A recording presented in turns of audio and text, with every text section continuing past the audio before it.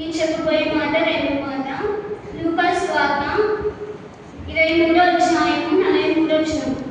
అందుకు ఆయన వానితో, నేను నీవు నాతో కూడా పరదేశంలో ఉండువని నిశ్చయముగా నీతో చెప్పుచున్నానని. మొదటి మాట యేసుక్రీస్తు వారు తనను బాధించిన వారి కొరకు మాట్లాడుచున్నారు, వారి కొరకు ప్రార్థించుచున్నారు. తండ్రి వీరేమి చేయుచున్నారో వీరు ఎరుగరు కనుక వీరిని క్షమించుమని దేవుడి శిలలో పలికిన మొదటి మాట. రెండో మాట వచ్చేసి తన కుడి పక్కన ఉన్న దొంగతో ఈ మాట చెప్పుచున్నారు, నేను నీవు నాతో కూడా పరదేశంలో ఉండువని నీతో చెప్పుచున్నానని. యేసుక్రీస్తు వారు ఇద్దరు దొంగల మధ్య సిలువ వేయబడ్డారు. ఆయన అంతము వారిలో ఒకరిగా ఎంచబడారు. ఈ మాట లూకా సువార్త 22వ అధ్యాయం 37వ వచనంలో మనం చూస్తాము. ఇద్దరు దొంగల మధ్య ఆయన నేరస్తుడిగా సిలువ వేయబడ్డారు. యేసుక్రీస్తు సిలువలో వేయబడినప్పుడు ఒక దొంగ అంటున్నారు, నీవే కనుక నిజమైన రక్షకుడవైతే నీవు నిన్ను రక్షించుకొని మమ్మల్ని కూడా రక్షించు అని చెప్తూ ఉంటారు. ఇంకొక దొంగ ఏమో, దేవా నీవు నీ రాజ్యంలోకి పోయినప్పుడు నన్ను కూడా జ్ఞాపకం చేసుకోమని ఆయనను బ్రతిమాలుకొనుచున్నారు. ఇద్దరు దొంగలు ఉన్నారు. ఒకరేమో నీవు నిన్ను రక్షించుకొని మమ్మల్ని కూడా రక్షించు అని అంటున్నారు. ఇంకొకరేమో నీవు నీ రాజ్యంలోకి పోయినప్పుడు నన్ను కూడా జ్ఞాపకం చేసుకోమని అని చెప్తున్నారు. ఇద్దరు దొంగలు దేవుణ్ణి ద్వేషించిన వారే, దేవుణ్ణి బాధించిన వారే. ఈ యొక్క విషయాన్ని మనం మత్తయి సువార్త 26వ అధ్యాయంలో అర్థమవుతుంది మనకు.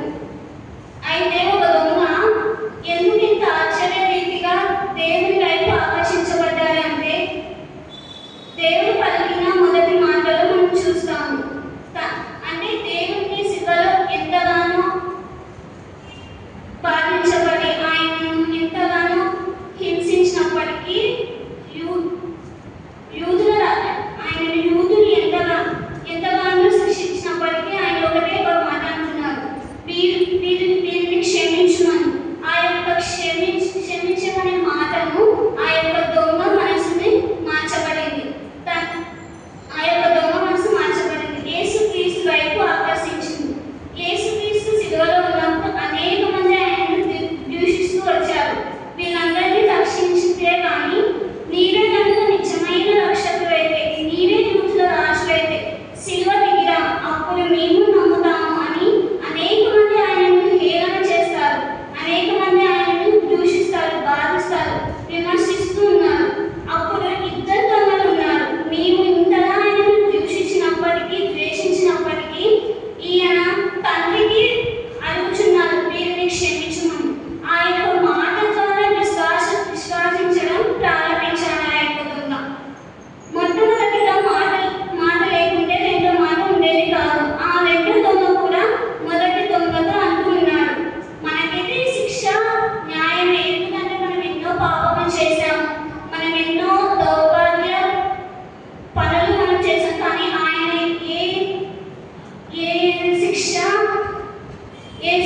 ఈ శిక్ష ఆయనకు తగదు, ఏ పాపం లేదని ఆయనకు ఈ శిక్ష తగదు, ఆయనకైతే న్యాయం కాదని ఆ యొక్క దొంగతో చెబుతూ ఉన్నాడు.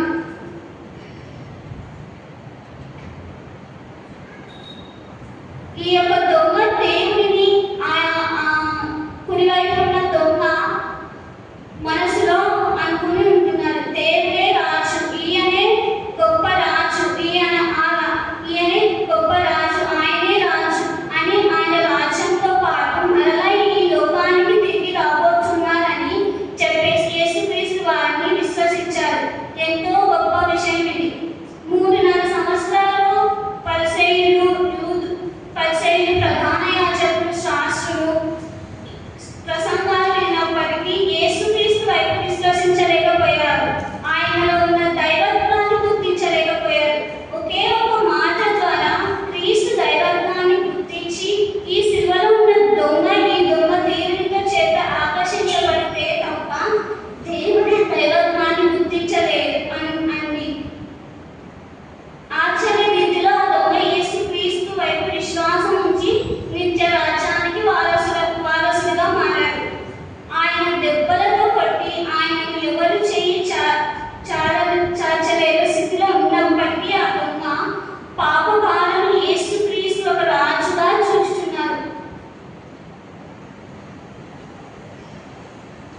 ఎగ్జామ్ ఫెయిల్ అయింది.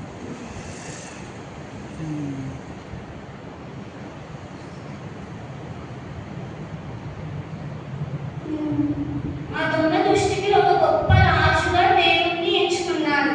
మరి ఈ రోజు యేసుక్రీస్తు వారిని ఎలా చూస్తున్నారు? మీ దృష్టిలో యేసుక్రీస్తు వారు ఏమై ఉన్నారు? ఒకసారి ఆలోచించండి దేవుని బిడ్డలారా. శిలువలో ఉన్న దొంగ వారి యొక్క జీవితాన్ని ఎలా హృదయంలో దేవుని ఒక గొప్ప రాజుగా చూస్తున్నారు, సైన్యంతో రాబోతున్న రాజుగా చూస్తున్నారు, మన క్రీస్తులో చూస్తున్నారు. ఇప్పుడు ఉన్న సమాజంలో క్రీస్తును చూసే విధానంలో క్రీస్తు చిన్న చూపుగా చూస్తున్నారు. ఆయన తక్కువ జాతి వారికి మాత్రమే దేవుడు అనే సమాజం చూస్తుంది. యేసుక్రీస్తును చూసే విధానంలో ఎంత వ్యత్యాసం ఉందంటే లోకం ఎప్పుడూ ఒక చిన్న చూపుతోనే దేవుని చూస్తుంది. యేసుక్రీస్తు అవగాహన లోకంలో మొదటి నుంచి ఒక తప్పుడుగా ఉద్దేశంతోనే క్రీస్తును చూస్తున్నారు. మరి మీ ఉద్దేశంలో దేవుడు ఏం చేస్తున్నారు? మీ హృదయంలో దేవుని ఏ రీతిగా ఆయనను చూస్తున్నారో ఒకసారి ఆలోచించండి. మత్తయి సువార్త 16వ అధ్యాయం 15వ వచనంలో దేవుడు ఒక రోజు తన శిష్యులతో ఒక మాట అంటున్నాడు. లోకం నా గురించి ఏమనుకుంటుందో నాకు అవగాహన లేదు. మరి నన్ను విశ్వసించి నా వెంబడి నాతో సహవాసం చేస్తున్న, నా వెంబడి నడుస్తున్న నా గురించి మీరేమనుకుంటున్నారు అనేది నాకు ముఖ్యమని మీ దృష్టికి క్రీస్తు ఏ రాజుగా గుర్తించారు? మరలా ఆయన తన రాజ్యంలో రాబోతున్నారని గుర్తించారా? ఇక మీరు ఒకవేళ దేవుని రాజ్యాన్ని నిజమైన రక్షణకు కారణం గుర్తించలేకుంటే శిలువలో ఉన్న దొంగ కంటే దౌర్భాగ్య స్థితిలో ఉన్నారు. మీరు ఎరుగండి ప్రియమైన దేవుని బిడ్డలారా. శిలువలో ఉన్న ఇద్దరు దొంగలు కూడా క్రీస్తు వారికి కుడివైపు ఉన్న ఎడమ వైపు ఉన్న వారి ఇద్దరు దొంగలలో ఒకరేమో పశ్చాత్తాపపడ్డారు, మరొకరేమో దేవుని దగ్గరకు మరింత సమీపంగా ఉన్నారు. ఇద్దరు ముందు నిత్యజీవం ఉంది. యేసుక్రీస్తు ప్రభువారు నిత్యజీవమై ఉన్నారు. దేవుని వాక్యం సెలవిచ్చినదేమనగా నిత్య జీవమును నిత్య దేవుడనే ఉన్నారని. ఇద్దరి ముందు నిత్య జీవం ఉంది. ఒకరిలోనేమో అంగీకరించారు, ఇంకొకరేమో ధృవీకరించారు. నిజమైన రాజు వారి పాపములను క్షమించే రాజు వారి కళ్ళ ముందు ఉన్న అంగీకరించలేకపోతున్నారు. ఏ వ్యక్తి అయితే దైవ ఆసక్తి కలిగి ఉంటాడో, సత్యమైన వేషంలో ఉంటాడో ఆ వ్యక్తి ఖచ్చితంగా దేవుని